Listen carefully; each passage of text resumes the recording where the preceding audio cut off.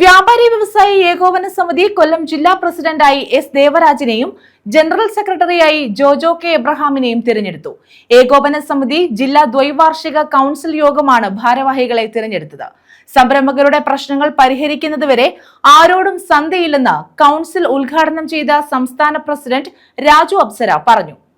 വ്യാപാരി വ്യവസായി ഏകോപന സമിതി കൊല്ലം ജില്ലാ ദ്വൈവാർഷിക കൌൺസിലാണ് പുതിയ ഭാരവാഹികളെ തിരഞ്ഞെടുത്തത്.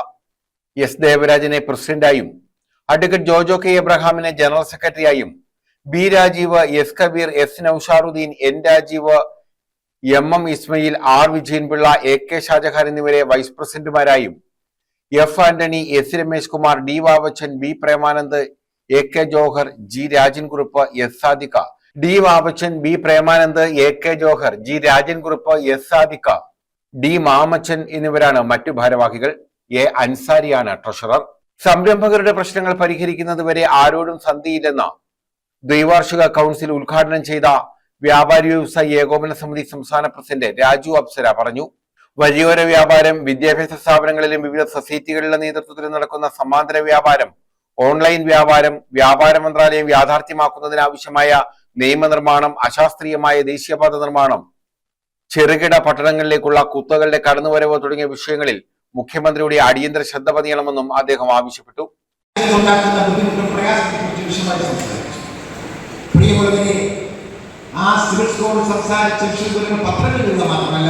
നമ്മുടെ വ്യാപാര സംഘം മാസികയിൽ അതിശക്തമായ ഭാഷയിൽ സിവിൽ സ്കോറിന്റെ ദോഷവശങ്ങൾ ഞാൻ പ്രസിദ്ധീകരിച്ചു. അതിന് ഇംഗ്ലീഷ് കോപ്പി ബഹുമാനപ്പെട്ട ധനമന്ത്രിക്കും റിസർവ് ബാങ്കിനും അയച്ചു. എന്നിട്ട് ധനമന്ത്രിയുമായി ബന്ധപ്പെട്ടു.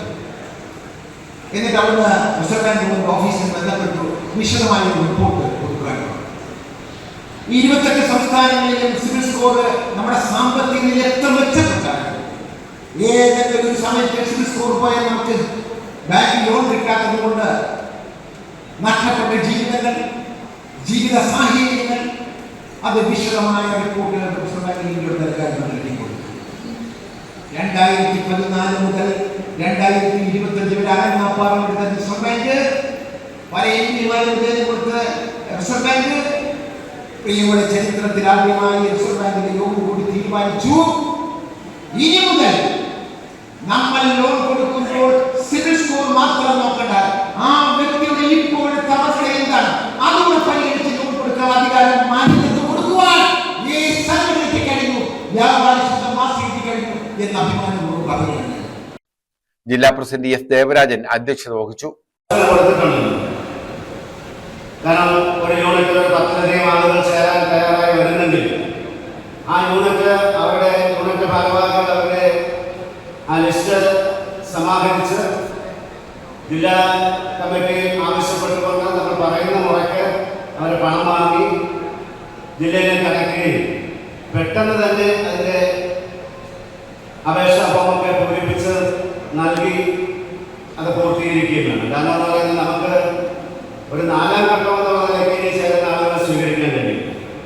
ജനാധിപത്യം വ്യാപാരി വ്യവസായി ഏകോപന സമിതി തെരഞ്ഞെടുപ്പ് നടപടിക്രമങ്ങൾ എന്താണെന്ന് അക്കമിട്ട് നിരത്തിയപ്പോൾ അത് അംഗീകരിക്കാനും അനുസരിക്കാനും കൊല്ലം ജില്ലയിലെ പ്രബുദ്ധരായിട്ടുള്ള വ്യാപാരി വ്യവസായി സമൂഹം കൗൺസിൽമാരെടുത്ത തീരുമാനമാണ് ഇന്ന് നിങ്ങൾക്ക് ഉണ്ടാക്കാൻ കഴിഞ്ഞിട്ടുള്ള നേട്ടം.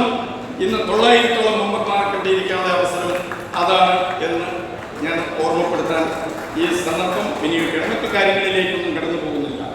നമ്മുടെ രാജ്യം എത്രയോ മുന്നോട്ടേക്ക് നീങ്ങി. സംഘടന രൂപീകരിക്കുമ്പോഴുള്ള പ്രശ്നമാണോ ഇന്ന് വ്യാപാരികൾ അഭിമുഖീകരിക്കുന്നത്? ഇന്ന് വിദ്യാഭ്യാസം ആര് ചെയ്യണം, വ്യാപാരം ആര് ചെയ്യണം എന്ന തീരുമാനം കേന്ദ്ര സംസ്ഥാന സർക്കാരുകളെ കൊണ്ട് നമുക്ക് എടുപ്പിക്കാൻ കഴിഞ്ഞിട്ടുണ്ടോ? വിദ്യാഭ്യാസ സ്ഥാപനങ്ങൾ വ്യാപാര കേന്ദ്രങ്ങളായി മാറിയിരിക്കുന്നു. നമ്മുടെ കടയുടെ മുന്നിൽ വഴിയോര വ്യാപാരം തഴച്ചു വളരുന്നു. അവരെയെല്ലാം പ്രോത്സാഹിപ്പിക്കാനുള്ള സമീപനം ഒരു ഭാഗത്ത് നടത്തുന്നു. പോലീസ് അസോസിയേഷൻ വ്യാപാര മേഖലയിലേക്ക് മാറിയിരിക്കുന്നു. അതുപോലെ തന്നെ ഓൺലൈൻ വ്യാപാരം, വ്യവസ്ഥാപിതമായ വ്യാപാരം ചെയ്യുന്നവർക്ക് അടച്ചുപൂട്ടാൻ കഴിയുന്ന നിയമനിർമ്മാണം നമ്മുടെ രാജ്യത്ത് നടന്നുകൊണ്ടിരിക്കുകയാണ്. ന്യൂസ് ബ്യൂറോ, കൊല്ലം.